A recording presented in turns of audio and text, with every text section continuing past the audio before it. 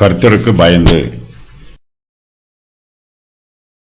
உங்களில் எவன் கர்த்தருக்கு பயந்து அவருடைய தாசனின் சொல்லை கேட்டு தனக்கு வெளிச்சம் இல்லாததினால் இருட்டிலே நடக்கிறானோ அவன் கர்த்தருடைய நாமத்தை நம்பி தன் தேவனை சார்ந்து கொள்ள கடவன். இதோ, நெருப்பை கொளுத்தி அக்கினி பொறிகளால் சூழப்பட்டிருக்கிற நீங்கள் அனைவரும் உங்கள் அக்கினி தீபத்திலும் நீங்கள் மூட்டின அக்கினி ஜுவாலையிலும் நடவுங்கள். வேதனையில் கிடப்பீர்கள். என் கரத்தினால் இது உங்களுக்கு உண்டாகும். ஏசாயா தீர்க்கதரிசிக்கு கர்த்தராகிய ஆண்டவர் கல்விமானின் நாவை தந்தருளி இருக்கிறார். ஏசாயா இப்போது தன்னுடைய நாவை பயன்படுத்துகிறார்.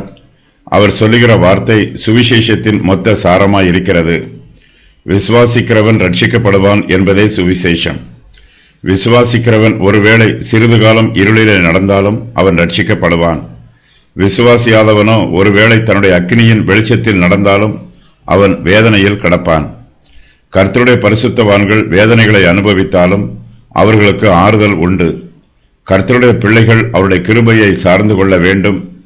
கர்த்தருக்கு பயப்படுவதே ஞானத்தின் ஆரம்பம். கர்த்தரை பற்றி கொள்கிறவன் அவருடைய சமூகத்திற்கு முன்பாக பயபக்தியோடு வந்து நிற்பான். அவருடைய மகத்துவத்தை பார்த்து நடுக்கத்தோடு இருப்பான்.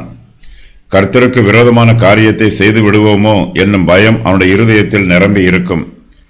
கர்த்தரை நம்புகிறவன் அவருடைய தாசனின் சொல்லை கேட்பான். தேவனுடைய சித்தம் தன்னுடைய ஜீவியத்தில் ஆளுகை செய்ய தன்னை ஒப்புக் கொடுப்பான். கர்த்தராகிய இயேசு கிறிஸ்துவின் மீட்பின் கிரியை தன்னை ஆளுகை செய்ய வேண்டும் என்று எதிர்பார்ப்பான். கர்த்தருக்கு உண்மையாய் பயப்படுகிறவன் இயேசு கிறிஸ்துவின் சத்தத்திற்கு கீழ்ப்படிவான். கர்த்தருடைய பிள்ளைகளும் அவருடைய சந்ததியாரும் சிறிது காலம் வெளிச்சம் இல்லாததினால் இருட்டிலே நடப்பது புதுமையான காரியம் அல்ல. அவர்கள் சொற்ப காலத்திற்கு வெளிச்சம் இல்லாமல் இருப்பார்கள். தனக்கு வெளிச்சம் இல்லாததினால் இருட்டிலே நடக்கிறவனும் கர்த்தருடைய நாமத்தை நம்ப வேண்டும். அவருடைய ஞானத்தையும் வல்லமையையும் நன்மையையும் அவருடைய தெய்வீக சுபாவத்தையும் நம்ப வேண்டும்.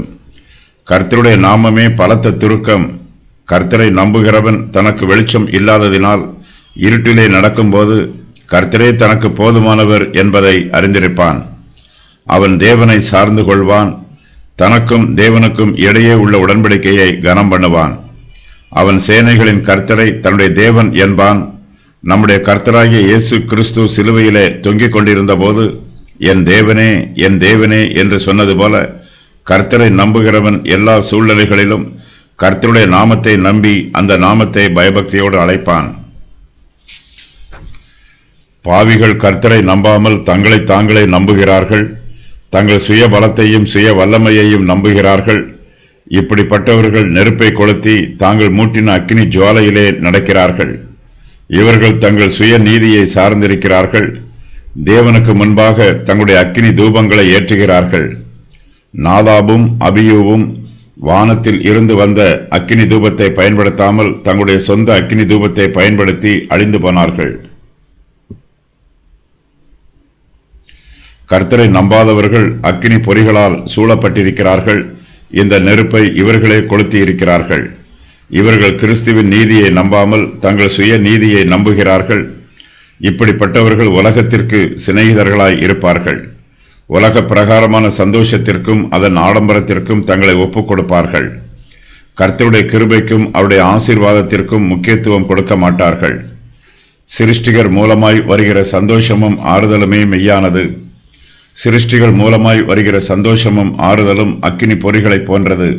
அவை நிலைத்திருக்காது, சீக்கிரத்தில் அழிந்து போகும். கர்த்தரை நம்பாதவர்கள் தங்களுடைய அக்கினி தீபத்திலும் தாங்கள் மூட்டின அக்கினி ஜுவாலையிலும் நடக்கிறார்கள் என்று ஏசாயா சொல்லுகிறார்.